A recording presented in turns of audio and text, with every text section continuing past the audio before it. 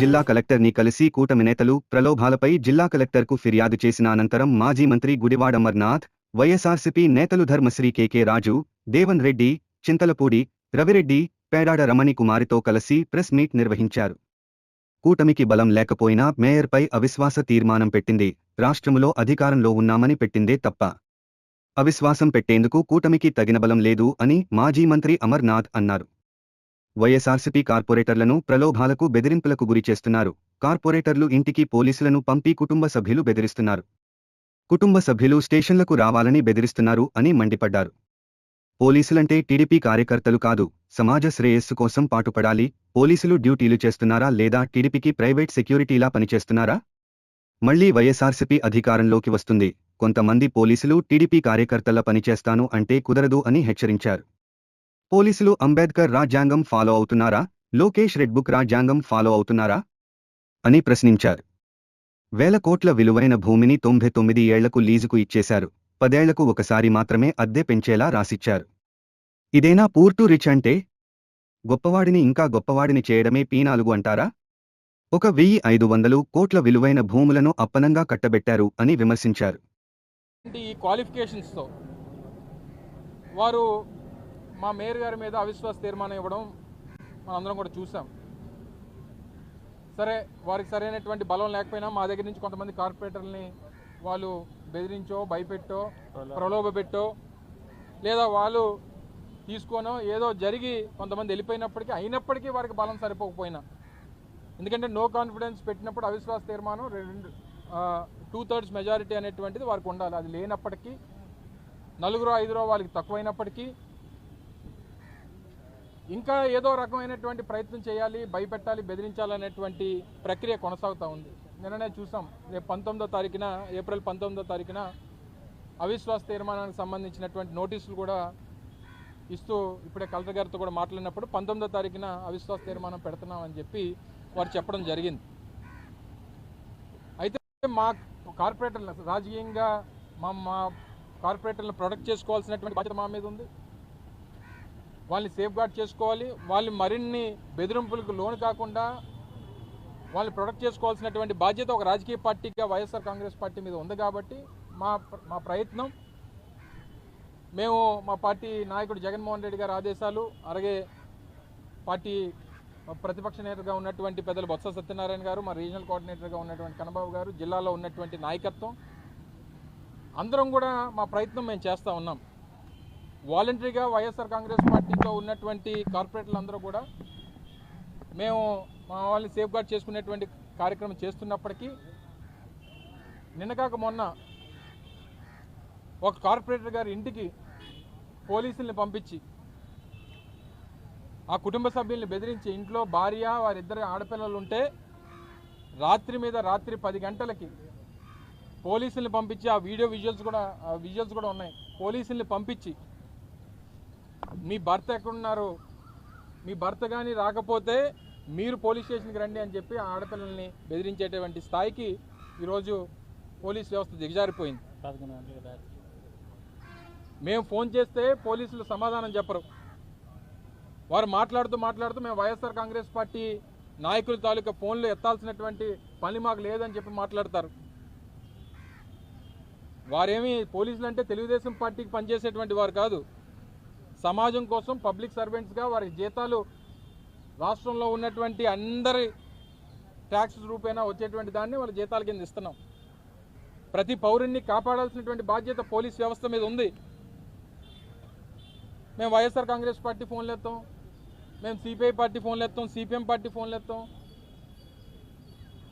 మీరు పోలీసు ఉద్యోగం చేస్తూ ఉన్నారా, లేకపోతే పచ్చ చొక్కాలు వేసుకొని మీరు తెలుగుదేశం పార్టీకి మీరేమైనా ప్రైవేట్ సెక్యూరిటీ ఏజెన్సీగా ఏమైనా పనిచేస్తూ ఉన్నారా?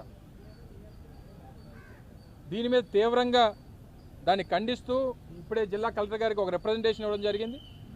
ప్రక్రియ మీరు ప్రొసీజర్ ఫాలో అయ్యారు, మీ ప్రొసీజర్ ప్రకారం కలెక్టర్ గారు ప్రొసీజర్ చేస్తూ ఉన్నారు. 10 రోజులు అయింది, నిన్న నోటీసులు ఇచ్చారు, 19వ తారీఖున ఎన్నికలు పెట్టారు. ఎన్నికలు కానివ్వండి, మీ బలం ఏంటో అన్నిటువంటి తేలిపోతాయి కదా. మీకు బలం లేదని చెప్పి మీరు అందరినీ బెదిరించి భయపెట్టి బ్లాక్మెయిల్ చేసి ఎక్కడ తీసుకెళ్దాం అనుకుంటున్నారు? రాజకీయం ఈ రోజు అయిపోతుందని చెప్పని అనుకుంటున్నారా? లేకపోతే ఇదే ప్రజాస్వామ్యం ఇంకో 4 సంవత్సరాలతో ముగిసిపోతుంది, ఇక్కడ నుంచి ప్రజాస్వామ్యం ఉండదు అనేటువంటిది మీ అభిప్రాయం? మళ్ళీ 4 సంవత్సరాలకి ఎన్నికలు వస్తాయి, మళ్ళీ ప్రజలు తీర్పిస్తారు, అధికారాలు మారుతూ ఉంటాయి, పరిస్థితులు ఎప్పుడు ఈ రకంగా ఉంటాయనుకుంటే మీ అమాయకత్వం. పోలీసులు కూడా ఈ కొంతమంది పోలీసు అధికారులు ఈ సినిమాల్లో పనిచేసేటువంటి పోలీస్ ఆఫీసర్ లాగా మీరు పనిచేస్తానంటే పరిస్థితులు ఈ రకంగానే ఉండవు అనేటువంటిది గుర్తుపెట్టుకోవాలి. మేము ఫోన్ చేస్తే ఆయనకి వినబడదు, మేము ఫోన్ చేస్తే ఆయనకి కనబడదు, మేము ఫోన్ చేస్తే ఆయన ఫోన్ ఎత్తాడు, మేము ఫోన్ చేస్తే ఫోన్ ఆపేస్తాడు. మీ పద్ధతి కానీ మార్చుకోకపోతే పరిస్థితులు ఈ రకంగానే ఉండవు అనేటువంటి విషయాన్ని తెలియజేస్తాం. మీరు చట్టం ఏం చెప్తా చేయండి. లా అండ్ ఆర్డర్ ఏ రకంగా నిలబెట్టాలో అది మీ బాధ్యత. ప్రజాస్వామ్యబద్ధంగా వాళ్ళు ఎన్నికల్లో పోటీ చేసి గెలిచినటువంటి కార్పొరేటర్లని ఆ వారి కుటుంబ సభ్యుల్ని వెళ్ళి మీరు బెదిరిస్తే దీన్ని ఏ రకంగా తీసుకెళ్దాం అనుకుంటున్నారు? ఏ రకంగా మీరు ఈ ప్రజాస్వామ్యాన్ని కాపాడాలనేటువంటి మీ అభిప్రాయం? మీరు అంబేద్కర్ గారు రచించినటువంటి రాజ్యాంగాన్ని ఫాలో అవుతారా, లేకపోతే లోకేష్ రచించినటువంటి రెడ్ బుక్ రాజ్యాంగాన్ని ఫాలో అవుతారా? దీన్ని తీవ్రంగా ఖండిస్తూ ఉన్నాం. రేపు కానీ మళ్ళీ మా ఏ కార్పొరేటర్ ఇంటికి వైఎస్ఆర్ కాంగ్రెస్ పార్టీకి చెందినటువంటి కార్పొరేటర్లు ఇప్పుడే ఒక కార్యక్రమానికి వెళ్ళాం, మా పార్టీ నుంచి 2-3 వెళ్ళిపోయినటువంటి కార్పొరేటర్లు ఎదురయ్యారు. కనీసం వాళ్ళు అడగలేదు, ఎందుకు వెళ్ళిపోయారని కూడా మేము అడగల. వాళ్ళకి ఆ నైతిక బాధ్యత లేకపోయినా, నైతిక విలువలు లేకపోయినా, వెళ్ళిపోయినా మాకు తారసపడ్డారు, ఎదురుపడ్డారు. కనీసం మా రండి అని కానీ, ఎందుకు వెళ్ళిపోయారని కానీ వారు నిర్ణయం తీసుకున్నారు, వెళ్ళిపోయారు. సరే బెదిరింపులకు వెళ్ళిపోయారో, లేకపోతే ఇష్టపూర్వకంగా వెళ్ళిపోయారో, లేకపోతే ప్రలోభాలకు లోనే వెళ్ళిపోయారు. వాళ్ళు నిజంగా దొరుకుంటే వాళ్ళిద్దరిని కారెక్కించుకొని మేము తీసుకెళ్ళిపోగలం కదా. దేనికి ఈ రకమైనటువంటి మీకు బలం లేనప్పుడు ఎందుకు లేఖ ఇచ్చారు? వాళ్ళు నిజంగా బలమే లేదనుకుందాం, మీకు కావాల్సిన 2/3 మెజారిటీ లేదనుకుందాం, ఎందుకు లెటర్ ఇచ్చారు? ఈ 11 నెలల కోసం మీ పాకులాట దేనికి? పోనీ ఇక్కడ ఏమైనా ఉన్నటువంటి దాన్ని ఏమైనా ఉన్నిస్తున్నారా? విలువైనటువంటి భూమిని తీసుకొని వెళ్ళి నేను ఒక సంస్థకు కట్టబెట్టారు. 1500 కోట్ల రూపాయలు విలువైనటువంటి భూమిని తీసుకొని వెళ్ళి ఒక ప్రైవేట్ సంస్థకు కట్టబెట్టేస్తారు.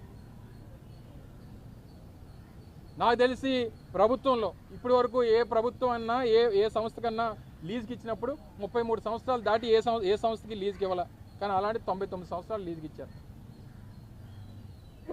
నువ్వో నేనో ఏదన్నా ఒక షాప్ అతికిస్తే 2 సంవత్సరాలకు ఒక 5%, 3 సంవత్సరాలకు ఒక 15% రెంట్ అనేటువంటిది పెంచకుండా ఈ వ్యవస్థలోనే ఎక్కడా లేదు. అలాంటిది వాళ్ళకి 10 సంవత్సరాలకు ఒకసారి పెంచుతారట.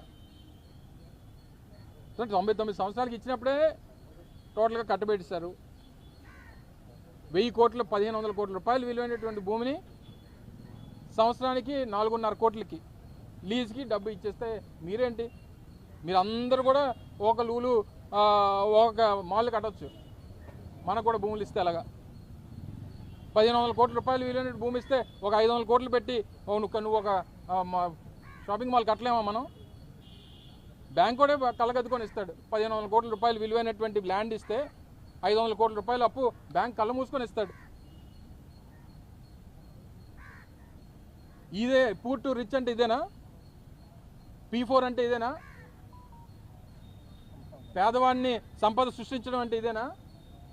పేదవాడిని గొప్పవాడు చేస్తానన్నావా, గొప్పవాడిని ఇంకా గొప్పవాడిని చేస్తానన్నావా?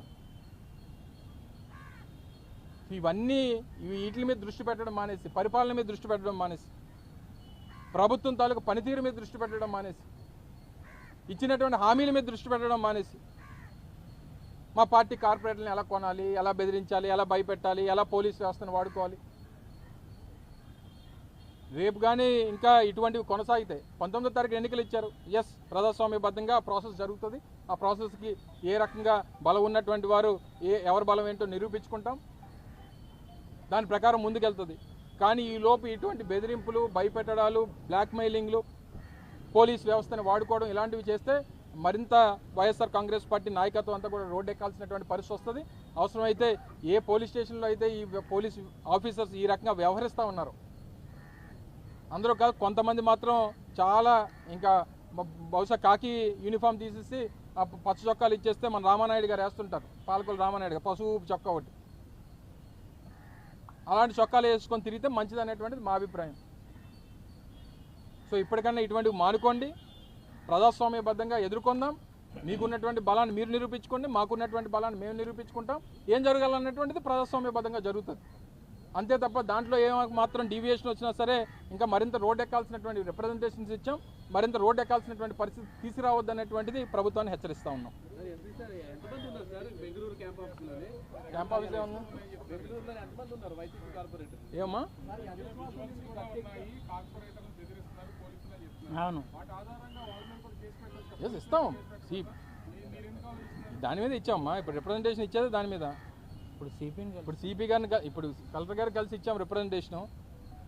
ఇప్పుడు సిపి గారిని కూడా 1 గంటకు రమ్మన్నారు, 1 గంటకు సిపి గారిని కూడా కలుస్తున్నాం. ఎవరైతే కన్సర్న్ పోలీస్ ఆఫీసర్ ఏ స్టేషన్ నుంచి అయితే ఇచ్చారో వాళ్ళందరినీ కూడా ఇందులో మెన్షన్ చేస్తూ రిప్రజెంటేషన్స్ ఇస్తున్నాం. కలెక్టర్ గారికి ఇచ్చాం, సిపి గారిని కూడా కలుస్తున్నాం అనేటువంటిది కలెక్టర్ గారు చెప్పాం.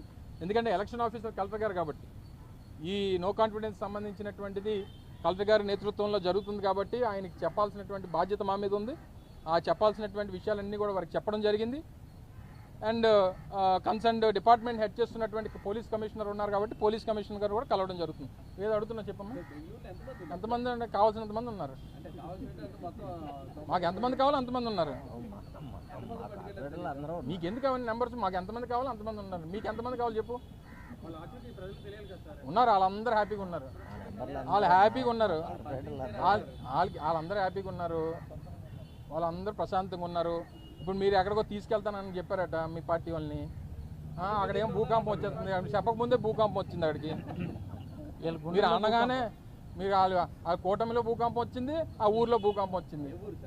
ఏమో మరి ఏ ఊరు అన్నారు, ఆ ఊరు ఎక్కడ వచ్చింది మొన్న టీడీపీ గుండెల్లో కూడా. సో ఎక్కడికి వచ్చినా ఏది జరిగినా మా బలం మాకుంది, మాకు నమ్మకం ఉంది. అవిశ్వాస తీర్మానం వీగిపోద్ది అనేటువంటి నమ్మకం మాకుంది. మాకు కావాల్సినటువంటి ఎంతమంది కావాలో అంతమంది మా దగ్గర ఉన్నారనేటువంటి నమ్మకం మాకుంది. ఇవన్నీ వాళ్ళకి నమ్మకం ఉంటే ఈ బెదిరింపులు ఎందుకు చేస్తారు? లాస్ట్కి డేట్ ఎంత చేస్తారు? ఇప్పటికీ వెళ్ళారు కదా కొంతమంది.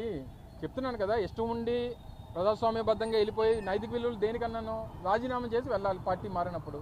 సరే వెళ్ళలేదు, వెళ్ళిపోయారు. వెళ్ళిన వాళ్ళు కూడా మేమేం డిస్టర్బ్ చేయలేదే. మా పార్టీ మీద గెలిచావు లేకపోతే మా పార్టీ గుర్తు మీద గెలిచావు, నువ్వు ఎలా వెళ్ళిపోతున్నావు అని చెప్పి మేమేం లాక్ రాలేదే, లేకపోతే మేమేం బెదిరించలేదే.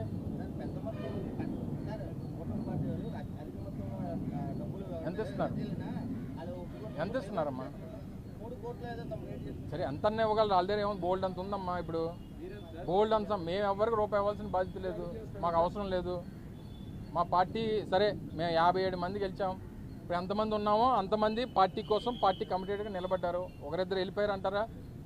ఎవరైతే వెళ్ళిపోయారో వాళ్ళు ఏ పరిస్థితిలో వెళ్ళిపోయారు అనేటువంటిది మనం చూసాం. సో ఏదేమైనప్పటికీ ఇప్పుడు ఉన్నటువంటి వారు ప్రలోభాలు, భయభ్రాంతులు చేయడం, ప్రలోభాలు పెట్టడం, బెదిరించడం, బ్లాక్మెయిల్ చేయడం అన్ని అవకాశాలని వాళ్ళు వాడుకుంటున్నారు. అధికారం ఉంది కాబట్టి. సరే let's wait and see, 19th వరకు చూద్దాం ఏం జరుగుతుందో చూద్దాం. ఎస్ ఆబ్వియస్లీ మా పార్టీ ఏ స్టాండ్ అయితే తీసుకుందో ఆ స్టాండ్ మీద విప్ జారీ చేస్తాం.